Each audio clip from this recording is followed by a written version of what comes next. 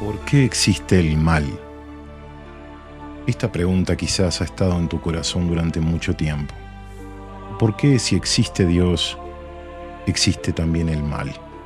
Y esto es lo que veremos el día de hoy en este nuevo episodio del podcast Mira hacia arriba. Te doy la bienvenida. Yo soy el hermano Pablo, soy pastor de la Iglesia Comunidad Bíblica de la Gracia en Cristo y gracias por este privilegio de entrar en tu hogar. Entrando en materia, algunos spoilers. Dios es absolutamente todopoderoso, omnisciente y omnipotente.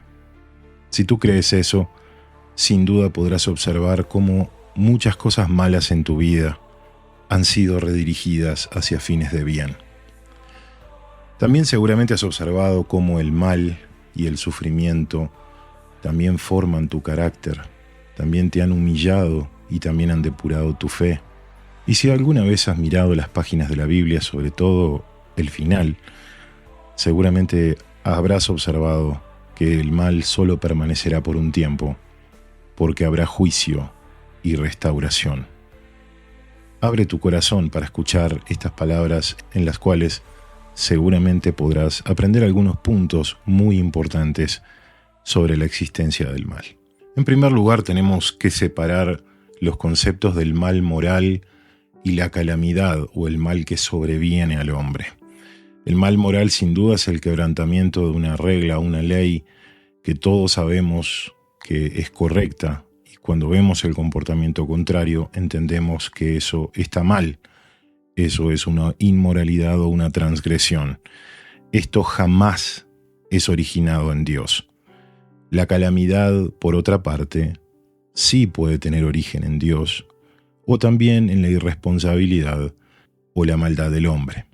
Cuando nosotros vemos, por ejemplo, la historia de los hermanos de José, que aprisionaron a José en un foso y luego lo vendieron como esclavo y terminó en Egipto, podemos ver claramente una mala intención moral. Pero Dios fue mucho más sabio y previendo que esto ocurriría, al final podemos ver que todo fue para bien, y José mismo le dice a sus hermanos al final: ustedes pensaron mal contra mí, pero Dios lo encaminó a bien para hacer lo que vemos hoy, es decir, para mantener en vida a todo el pueblo de Israel y a muchas otras naciones. Ciertamente Dios gobierna sobre la calamidad. Cuando esto es juicio, podemos ver que no existe un mal que exista en el mundo que no esté dentro de su soberanía. Él forma la luz y crea las tinieblas, hace la paz y crea la adversidad, dice el Señor: yo Jehová soy el que hago todo esto. Esto está en Isaías 45:7. Todo lo que vemos hoy en día que domina incluso el panorama en el mundo, pero esto terminará algún día. Dice el Señor que el reino de los cielos es como un hombre que siembra una buena semilla en su campo, pero mientras duermen los hombres viene el enemigo y siembra cizaña en el trigo y se va. Y él incluso dice que no arranquen esta cizaña, sino que la dejan crecer juntamente lo uno y lo otro hasta el día de la siega. Entonces veremos que la coexistencia del mal, incluso dentro de la iglesia, es algo que ocurrirá hasta que venga el tiempo de la cosecha. También vemos, por ejemplo, males relativos a enfermedades. Cuando los discípulos se encontraron con un ciego de nacimiento, preguntaron quién había pecado al Señor, si ese o sus padres, y el Señor le responde que no hubo pecado alguno, ni en él ni en sus padres, sino para que las obras de Dios se manifiesten en él.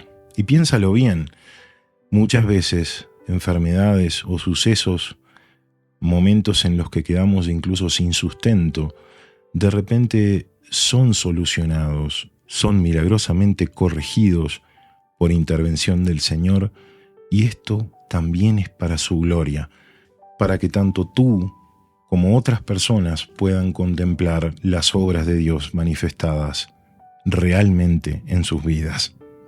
Cuando sufres y sientes que es injusto, no digo que siempre lo sea, A veces ni nosotros nos damos cuenta las propias raíces del sufrimiento que tenemos, muchas veces ocasionadas por nosotros mismos.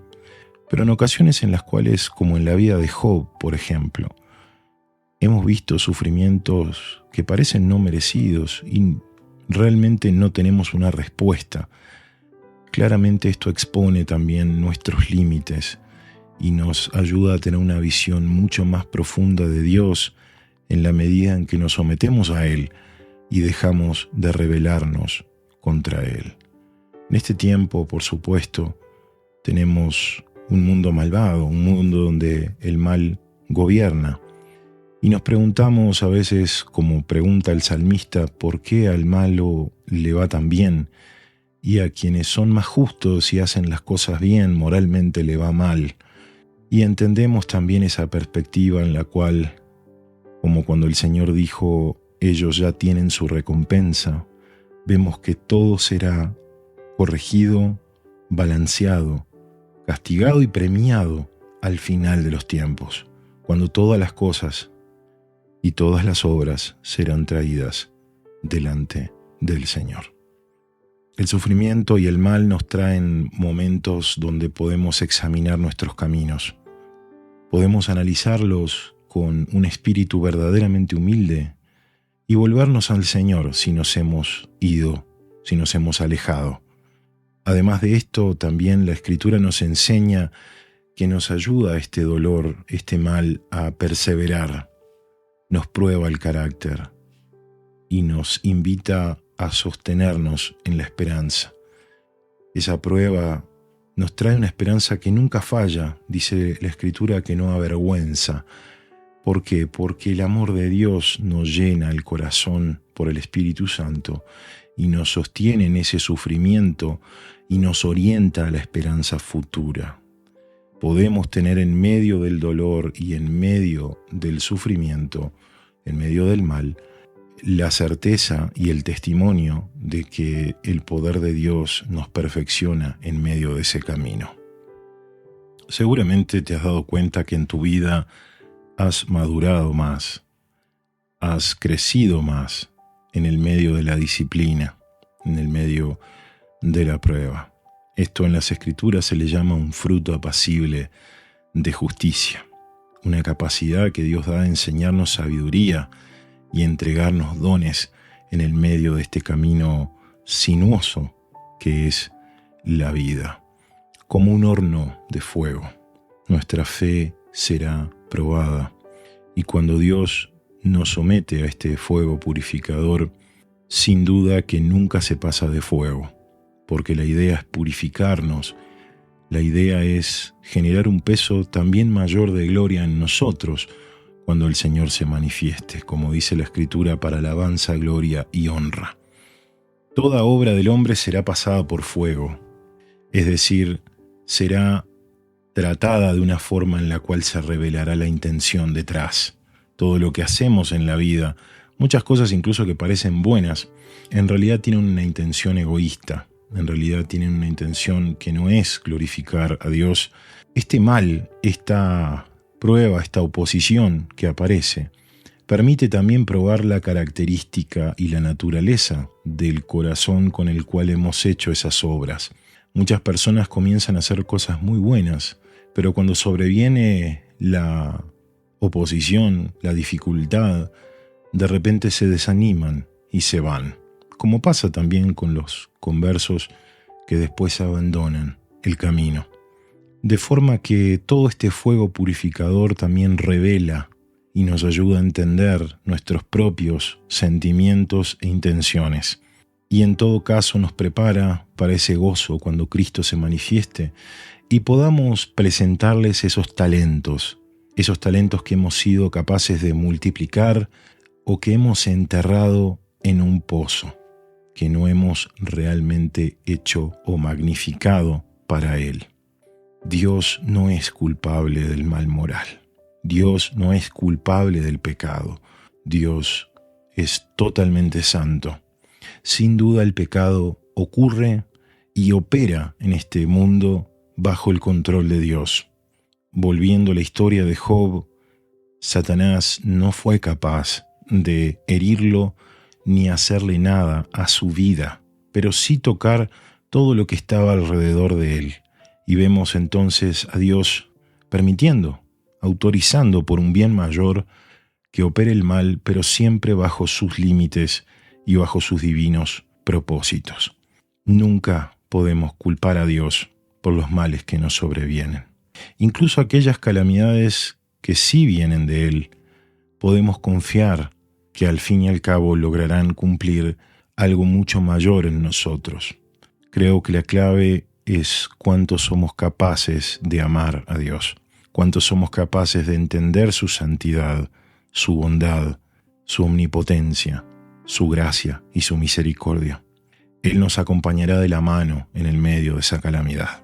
Él nos llevará y nos mostrará cuáles son los frutos apacibles de justicia que Él busca en nosotros, porque eso redundará en nosotros en una mayor bendición y en una mayor capacidad de llevar adelante su obra, no tan solo en este mundo, que es un mundo condenado a muerte y perecedero, sino en un mundo que es eterno, en un reino que no tiene fin, donde Él se sienta en el trono de David y donde Él entrega a sus santos a las naciones para que las gobiernen.